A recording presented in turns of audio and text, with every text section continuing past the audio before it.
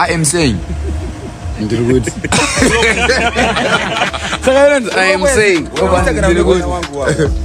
Ku vanhu vatinavo vari kuona tina Enzo Ishall. Achataura nini? Zokuda. Ndazokutaura Nekambucha kari kunaka boys. Vari boys mukona uchi. Chandikuona zvangu Facebook inenge iwo tips wadzorera ma comments. Hayi wakani mujaya holy tips boy. Do I to come soon? Anga ne Facebook ndo ai. Instagram ona watuke. Muzatuka holiday. Mwana masini mafai emoji. Aiwa arituka watendo mamisa. Level rekona brain. Samanyanga sound. Tony.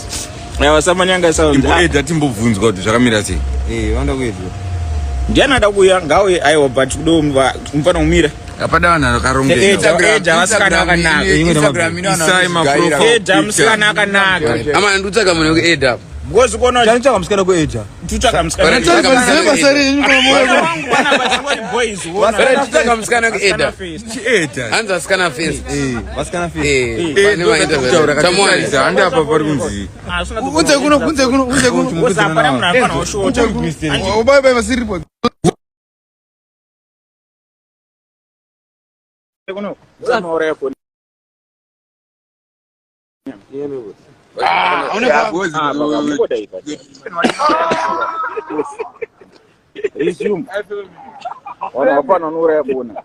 So what's up?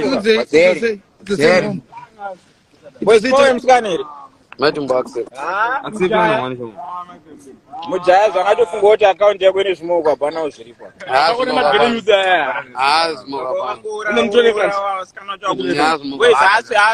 Asi holite nada kuonai. Tisu magays. Nekambucha kachikaruka. Dzakasiya. Azabasa. Shoni, kwada kuona ma comments wega, wozodzata vanhu vakuchika. Unoti nyebera wona. Ndakuona zvinhu zvinorwadziwa. Asina basa, tinoda tochema. Mutukwa. Zvinani kurwadziwa pane unzwa chando chiri kuno kuita.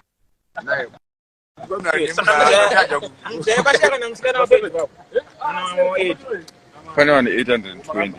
Boys. Vanhu vachida kuedza hamusi kudiwa namujaya tisi toda kuona isi magays. Ngatitiverenga mausername tonoti anomeka sense there. Tanya unable to join. Skype 7699.